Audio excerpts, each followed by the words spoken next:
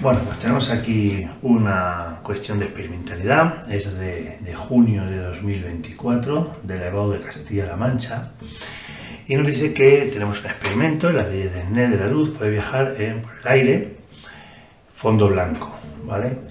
Bien, ya hablan del fondo blanco y del fondo oscuro, porque esto normalmente pues, nos lo dan en papel en blanco y negro, ¿no? Entonces, bueno, esto es aire y esto sería el cristal, el vidrio, le vamos a llamar, ¿no? V. Aquí es vidrio y aire y aquí nuevamente es vidrio y aire. Dice, extrae de los casos A y B, es decir, de estos dos primeros casos, los ángulos de incidencia y refracción y determinar justificadamente el índice de refracción del vidrio, justificando si es o no el mismo material en los dos casos. Explica por qué en el caso C no se observa rayo refractado. Bueno, vamos en primer lugar a poner la ley de Snell, que nos dice que el índice de refracción, por donde viaja en este caso la luz, multiplicado por el seno del ángulo incidente, ese ángulo ahora lo veremos, es el que forma ese rayo de luz con la normal de la superficie, va a ser igual al índice de refracción del otro medio por el seno del ángulo refractado, ¿vale? Vamos a poner una S en el ángulo refractado para no confundirlo con el ángulo reflejado. Bueno, pues en este primer caso vemos que el ángulo incidente, ¿vale?, forma 30 grados con la normal, que aquí sería el 0, ¿vale? Entonces, ese es el ángulo incidente, lo vamos a poner aquí, ángulo incidente son 30 grados, mientras que coincide con el reflejado, porque veis que aquí en este caso hay ángulo reflejado también, aunque no es necesario ahora, y el ángulo refractado es el que forma ese rayo refractado con la normal también, que en este caso es de 20, ¿vale? El ángulo refractado aquí es de 20 grados. Fijaos, pasamos de un medio, que es aire, al vidrio. Bueno, esto nos hace pensar ya que este vidrio pues, es más refringente, ¿no?, porque el ángulo se cierra, por decirlo de alguna manera. Podemos calcular, entonces, N1, que sería en este caso el índice de refracción del aire, por el seno del ángulo incidente, va a ser igual al índice de refracción del vidrio por el seno del ángulo refractado. El índice de refracción del aire hay que conocerlo, es 1, entonces 1 por el seno de 30 es igual al índice de refracción del vidrio por el seno de 20, ¿vale? Si despejamos de aquí, el índice de refracción, en este caso, para el vidrio, nos sale 1.46. Bueno, no tenemos unidades. Vale.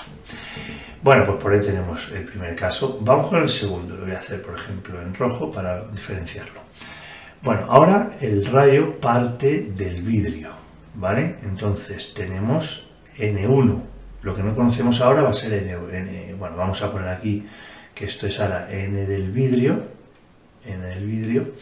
por el seno del incidente, y esto va a ser N del aire, el índice de refracción del aire. Entonces tenemos el índice de refracción del vidrio, que en este caso no lo conocemos, por el seno del ángulo incidente, ¿vale?, que vuelve a ser 30 grados, va a ser igual al índice de refracción del aire, que es 1, hay que conocerlo, por el seno del ángulo refractado. Claro, como ahora pasamos de un medio que es más refringente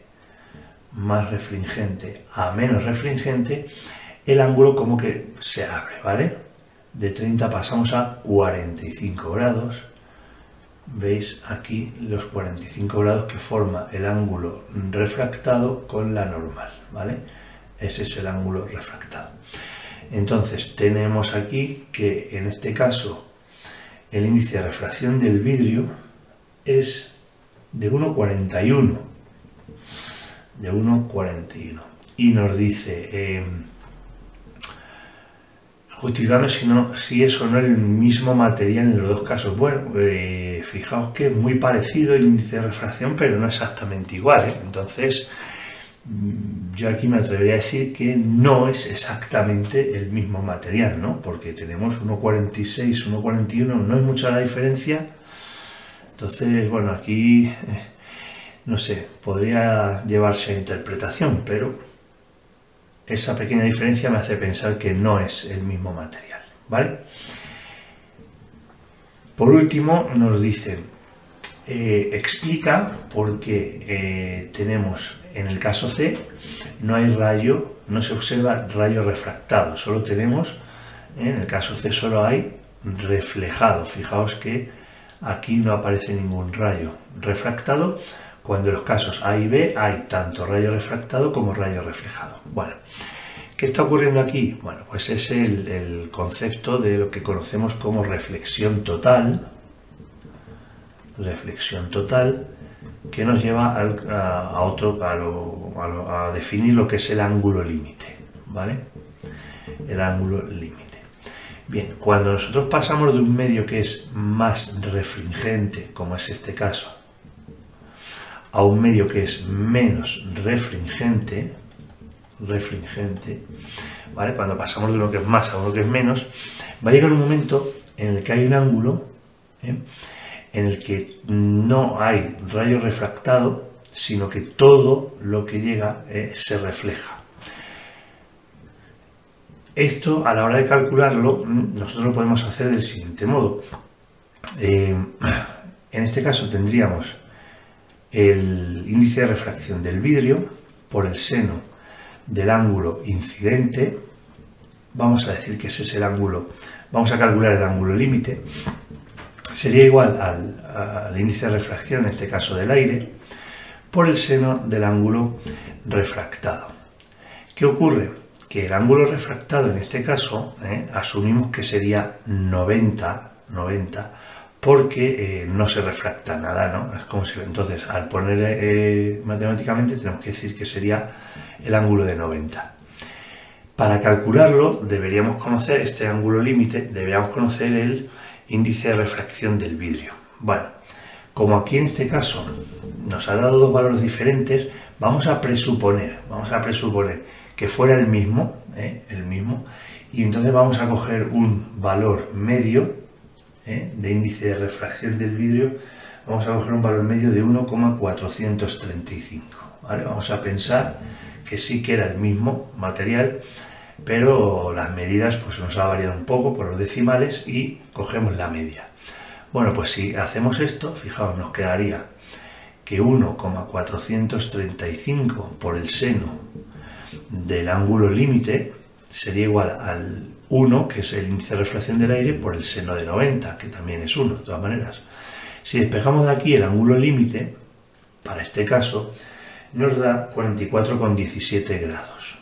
44,17 grados. ¿Qué quiere decir eso? Eso quiere decir que cuando nosotros estemos incidiendo con un ángulo menor que este, va a haber rayo reflejado y también rayo refractado, ¿vale? 44 estaríamos hablando que estaríamos por aquí aproximadamente, ¿vale? Siempre que tengamos un ángulo menor, sí que va a haber refracción y reflexión. Pero, ¿qué va a ocurrir si aumentamos el ángulo, como este es el caso, que estamos en valores de 75 grados, ¿no? ¿Qué va a ocurrir? Que todos estos valores ya que podamos coger aquí, de ángulo incidente, el refractado sería 90 grados, es decir, no hay refracción y todo se refleja, ¿vale? Ese es el concepto de reflexión total y el concepto de ángulo límite, que además hemos calculado aquí, aunque no lo pidiera, ¿vale? Bueno, pues ahí estaría la cuestión explicada. Soledad, venga, pues nada más, un saludo.